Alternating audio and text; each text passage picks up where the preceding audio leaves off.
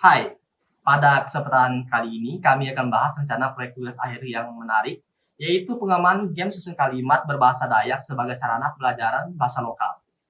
Seperti yang kita tahu, bahasa Dayak adalah salah satu bahasa daerah yang kaya akan budaya dan warisan nenek moyang kita. Pada video kali ini, kami akan menjelaskan latar belakang, batasan masalah, kebutuhan fungsional, kebutuhan non-fungsional, serta jadwal rencana tahapannya. Tanpa berlama-lama lagi, cek di Zap.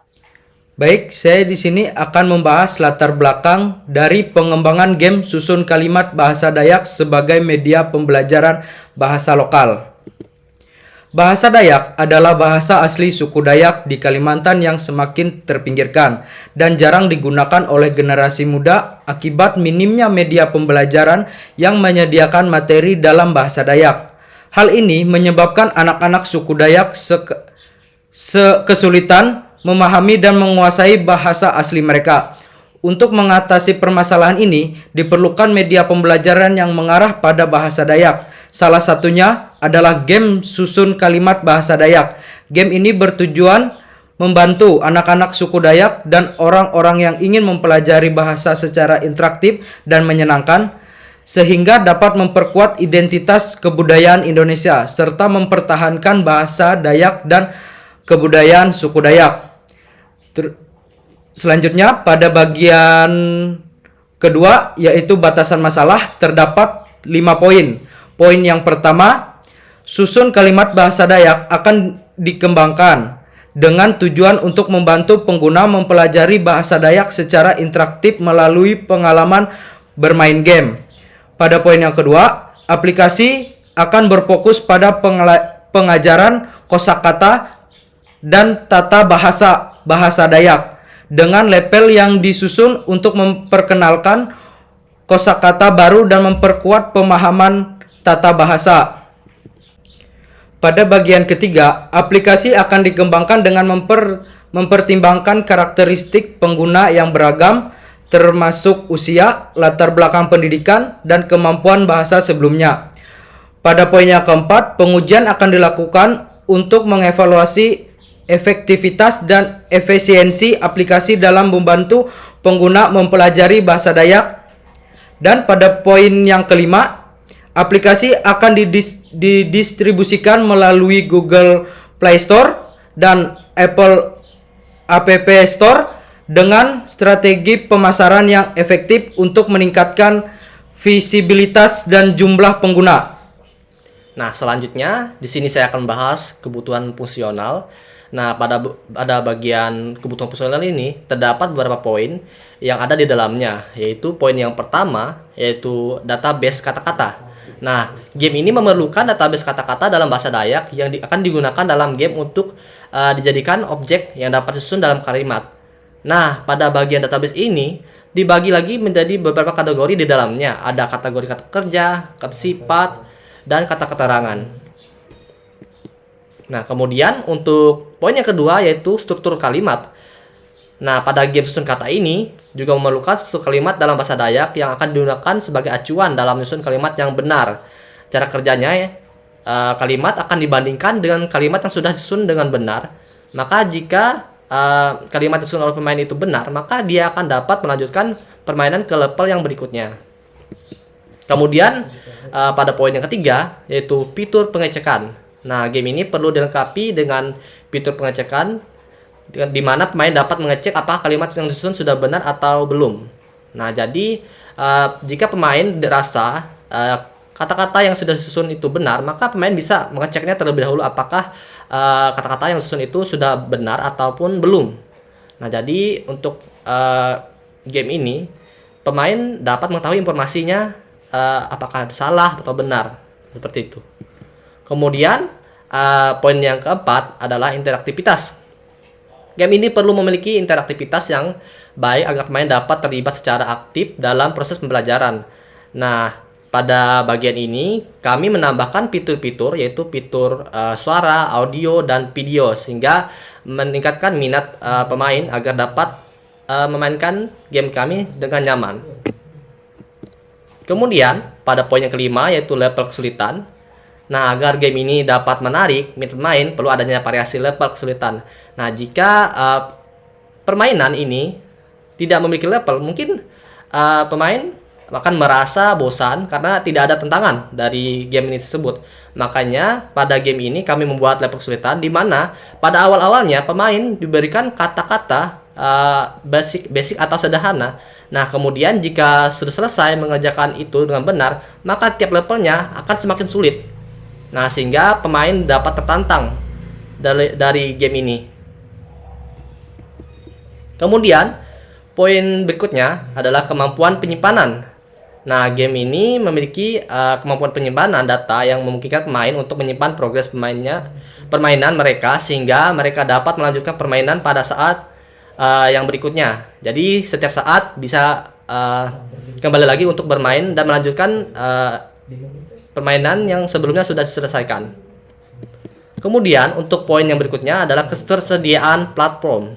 Nah, game ini tersedia di berbagai platform seperti komputer, handphone, sehingga dapat mudah diakses oleh pemain. Terkhusus untuk Android, iOS, dan juga Windows. Nah, untuk poin yang berikutnya yaitu penggunaan bahasa. Nah, penggunaan bahasa dalam game ini jelas dan mudah dipahami menjadi satu hal yang sangat penting untuk membantu pemain memahami konsep dan aturan kata bahasa dalam bahasa Dayak. Nah, kemudian untuk bagian selanjutnya yaitu kebutuhan non-fungsional. Nah, pada bagian ini ada beberapa poin yang ada di dalamnya, yaitu poin yang pertama yaitu user interface. Game ini perlu memiliki user interface yang menarik dan mudah digunakan oleh pemain sehingga pemain dapat nyaman, dan untuk proses pembelajarannya serasa lebih gampang karena untuk user interface-nya sendiri itu ramah pengguna dan menarik untuk dilihat. Nah, kemudian untuk poin berikutnya yaitu keamanan data. Game ini perlu menjaga keamanan data pemain seperti nama, level, dan skor yang dicapai. Data pemain harus dilindungi dari akses yang tidak sah atau kebocoran informasi, sehingga dari game ini kami membuat fitur di mana tidak mudah untuk diretas sehingga data-data pemain aman. Jadi pemain tidak perlu khawatir karena data-datanya sudah terlindungi dengan baik. Kemudian poin berikutnya, kualitas grafis. Kualitas grafis game perlu diperhatikan agar game ini terlihat menarik dan memikat permainan untuk bermain lebih lama. Karena menurut studi, di mana jika kualitas grafisnya tidak begitu baik, maka pemain akan merasa bosan dan cenderung untuk tidak melanjutkan permainan. Kemudian, poin berikutnya ketersediaan akses. Nah, game ini perlu dapat diakses dengan mudah oleh pemain. Game ini dapat diakses melalui internet atau dapat diunduh dan diinstal pada perangkat yang dimiliki oleh pemain. Kemudian waktu respon. Nah, waktu respon game harus cepat dan responsif terhadap tindakan bermain. Waktu respon yang lambat dapat membuat pemain merasa frustasi dan cepat kehilangan minat untuk bermain game.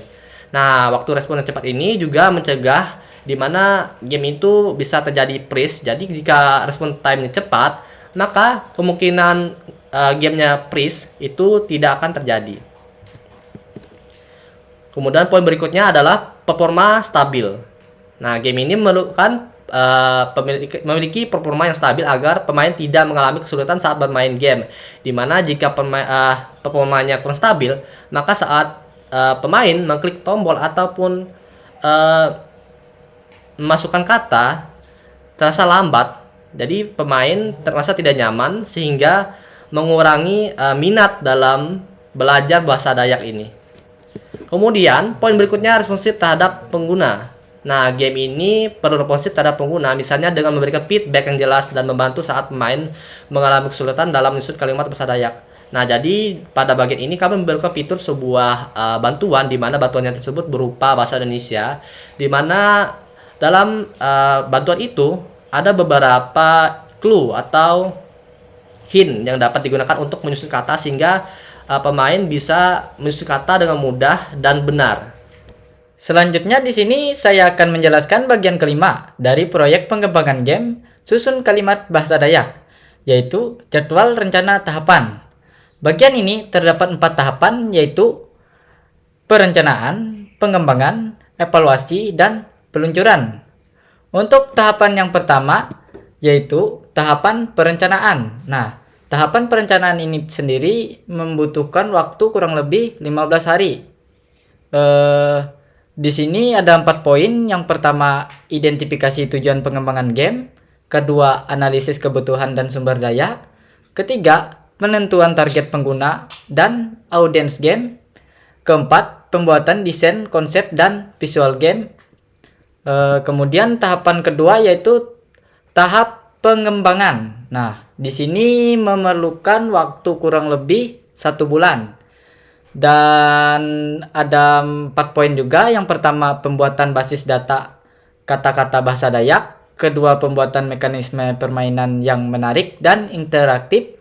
Ketiga, pembuatan antarmuka grafis penggunaan GUI atau graphic user interface. Keempat, implementasi dan pengujian awal game. Kemudian tahap yang ketiga yaitu tahap evaluasi. Nah, di sini di tahap ini kita membutuhkan waktu kisaran kurang lebih 2 bulan. Di sini juga ada 4 poin. Yang pertama, uji coba game dengan target pengguna dan audiens. Kedua, evaluasi kinerja game dari segi teknis dan interaksi pengguna. Ketiga, analisis hasil uji coba dan evaluasi. Dan yang keempat, perbaikan dan penyempurnaan game. Kemudian tahap yang keempat yaitu tahap peluncuran. Di sini membutuhkan waktu kurang lebih 1 bulan. Di sini ada 4 poin juga. Poin yang pertama, penyempurnaan game dan persiapan peluncuran. Poin kedua, penyebaran dan promosi game ke target pengguna dan audiens. Poin ketiga, pengumpulan feedback dan evaluasi dari pengguna. Dan poin yang terakhir, perbaikan dan pengembangan game secara terus-menerus. Nah, itulah penjelasan mengenai rencana proyek tugas akhir kami yang terfokus pada pengembangan game susun kalimat bahasa Dayak sebagai sarana pembelajaran bahasa lokal. Kami berharap bahwa game ini dapat membantu masyarakat dalam melestarikan bahasa dan budaya Dayak yang indah. Jika Anda memiliki pertanyaan, saran, atau ingin berbagi pengalaman Anda, jangan ragu untuk meninggalkan komentar di bawah ini. Terima kasih telah menonton video ini, dan sampai jumpa di kesempatan berikutnya.